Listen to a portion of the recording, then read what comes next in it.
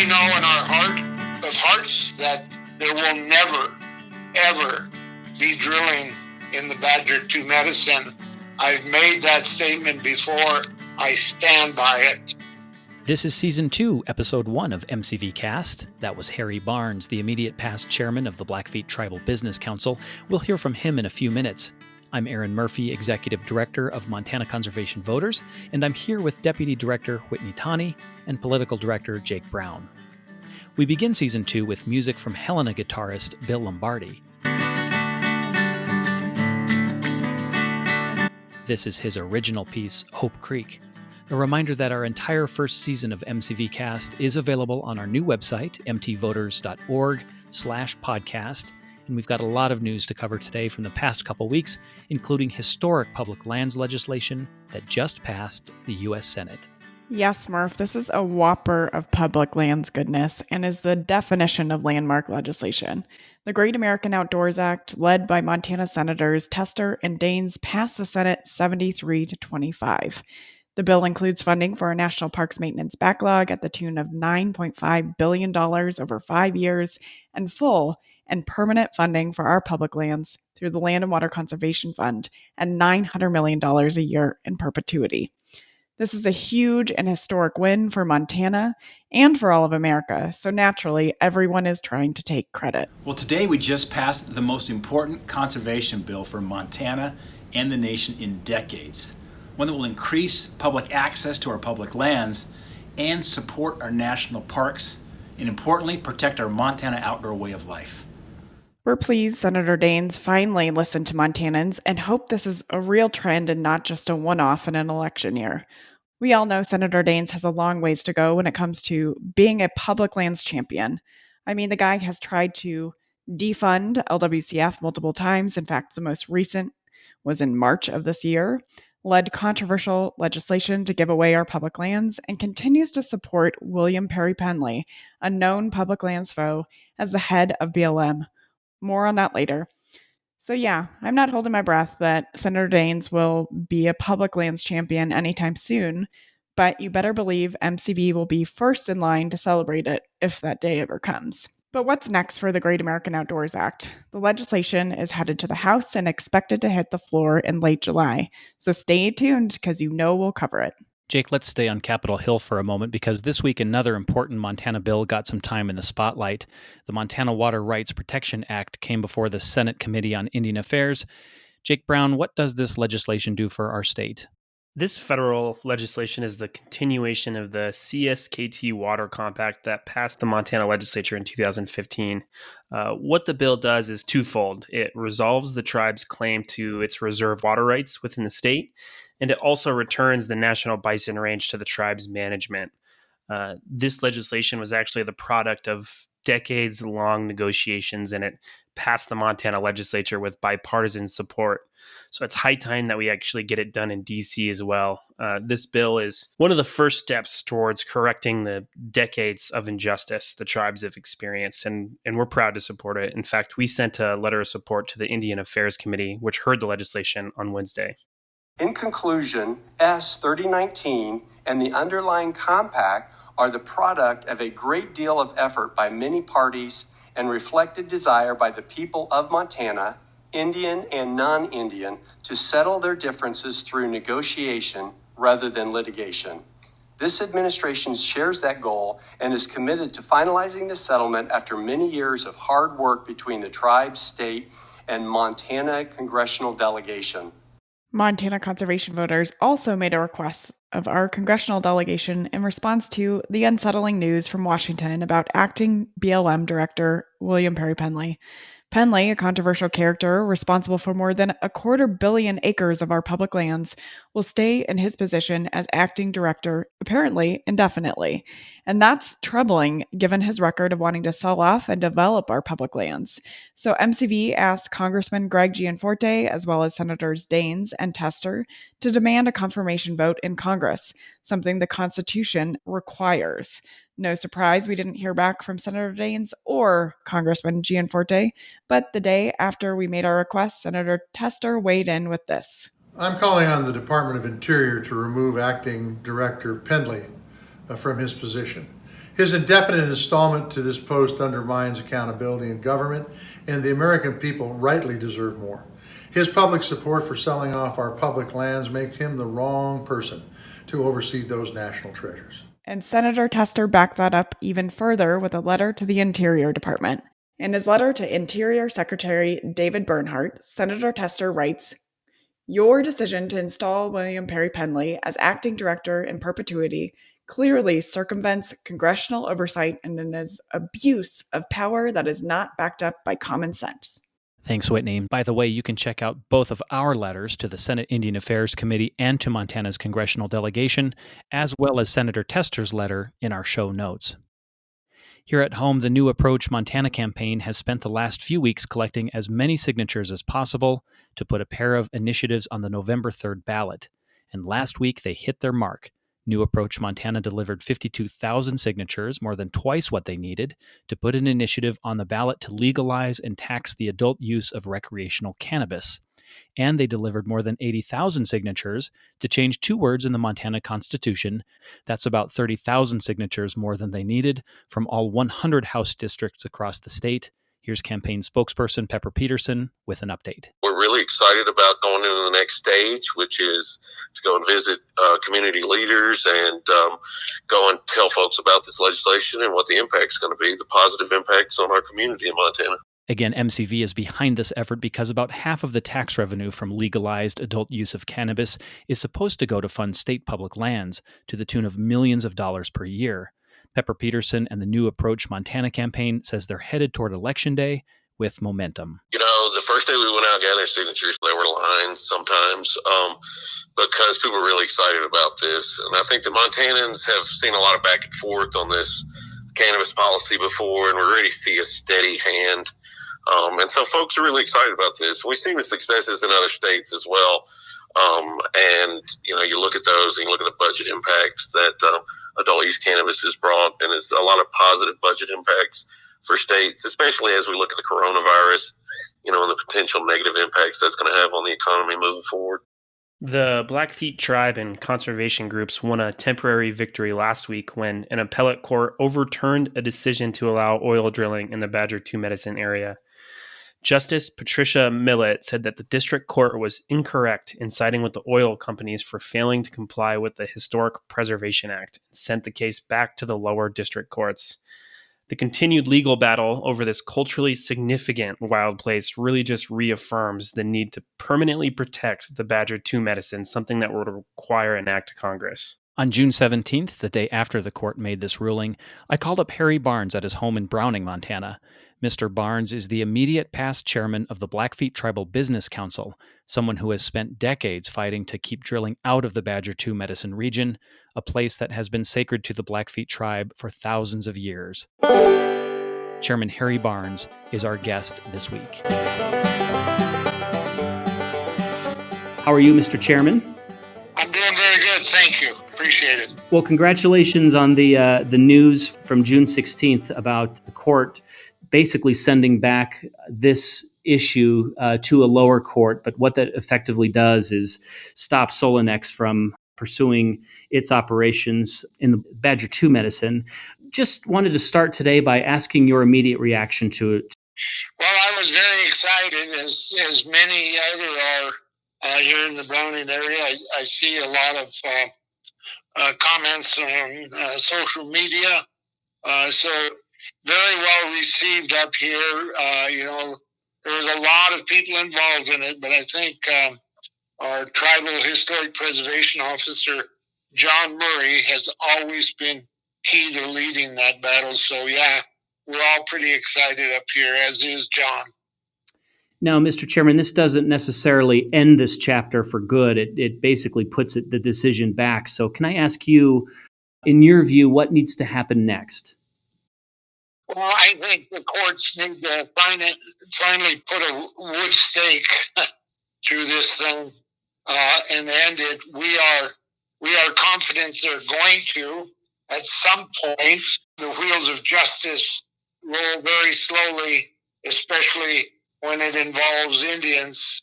So we'll have to wait and see. But we know in our heart of hearts that there will never ever be drilling in the Badger 2 Medicine. I've made that statement before. I stand by it. I know our people and I know our willingness to fight a good fight. We will continue, obviously, monitoring it closely, getting ourselves stirred up when we need to. We have a lot of allies in this fight, and so we're going to continue on. As I said, I can't really see Sidney Longwell pushing this thing along. I don't think he's going to get a different ruling down the road. So we'll have to keep an eye on it. He's the gentleman pursuing on behalf of Solonex, correct?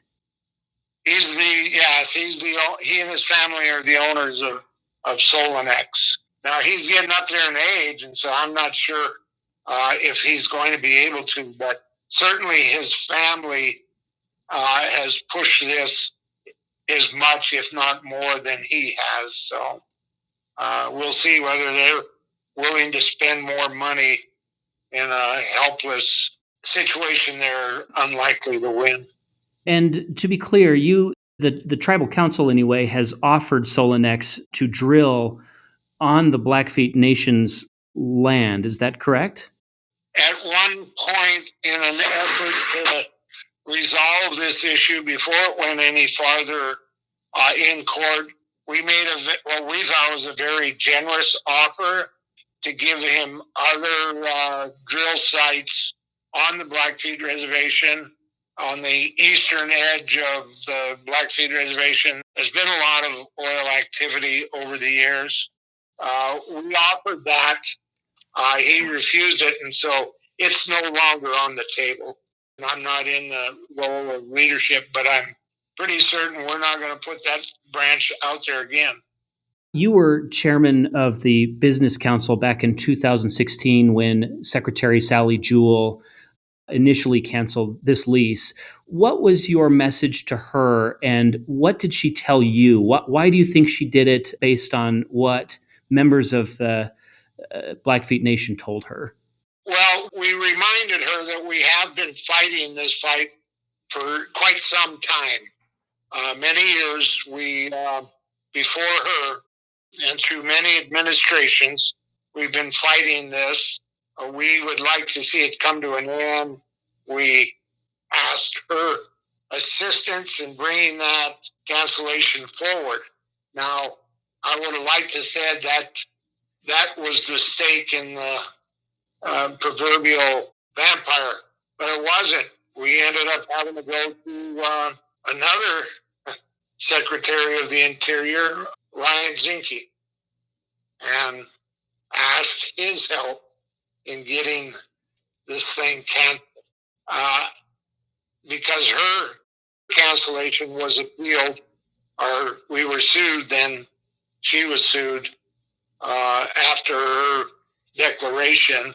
The thing lingered on, and when Ryan Zinke became Secretary of the Interior, we had to work with him to get this thing in the courts. We were fearful that he would just brush it off and say he's got more important things, and Interior couldn't win it anyway. So we fully expected it to be lost in the change to a new administration.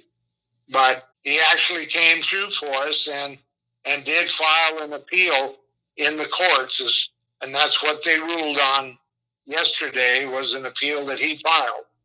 Now, has since had some other problems and issues, but I personally met with him on the issue. I met with him a couple of other times, and he's very much aware of who the Blackfeet are. As a matter of fact, he would look at the map on his office wall and say, the Blackfeet have already given up enough. And so it was put to the appeal finally by the department. So his successor, David Bernhardt, How receptive has he been, as far as you know? When he took over, a lot of things changed, and clearly we're watching Secretary Bernhardt's work from here at MCV. But has the tribe been consulted with sufficiently in your mind, or does he have a ways to go? Well, we have been consulted in the traditional way, meaning we haven't heard shit, excuse the language, and nor is there a high expectation. It's sad that Department of Interior controls so much of the lives of Indian country, and we get so little respect or recognition of our rights, of our sovereignty, of our need for assistance with the other branches of government. What is your message to the folks who hold those positions of power then? Because, of course, long way to go, as you say, in terms of living up to treaty obligations, et cetera. What is your message in general to the Trump administration as the members of the tribe continue to fight this? Well, it's hard to say anything when it falls on deaf ears, but my message is that we are still here. We've been through a lot of administrations since our first treaty, and we are still here, and we've survived. After the Trump administration, we're still going to be here. And so all of the administrations, more so the Trump administration, need to hear the cries of indigenous people throughout the country who have suffered long and hard under administrations that were indifferent to our needs and our issues. So, is there anything, Mr. Chairman, that folks listening to this can do if they're not a member of the tribe? What can we do to stand with you in solidarity to move the needle, so to speak? Well, when our issues are so closely before the courts or the Congress, we need other voices echoing ours, not parroting, but echoing the underlying message that we should be given our day in court and allow justice to prevail and not block even access to a fair trial or a fair hearing. Mr. Chairman, would you please describe the Badger Two Medicine region to folks who may not be familiar? What does it look like? And more importantly, why does it resonate as a sacred place, just for folks who may not be familiar with it? Well, the area is south of Glacier National Park. It's now part of the National Forest. For years and years, it was part of the Blackfeet homeland, and it was a spot of high value for visiting with the mind of trying to get visions of spiritual needs.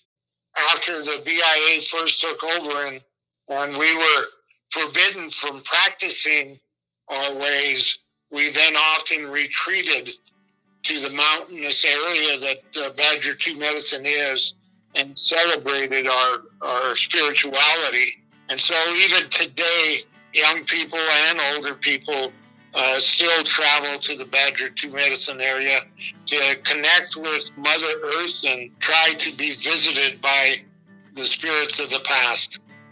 So it's a very special and unique area.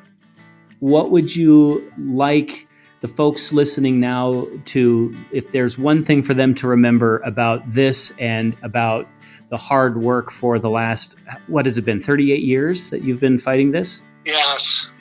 We have been fighting it, and we have a lot of partners, other conservation groups, Greater Two Medicine Alliance, and so many others that we are deeply indebted to them for their sharing of the yoke.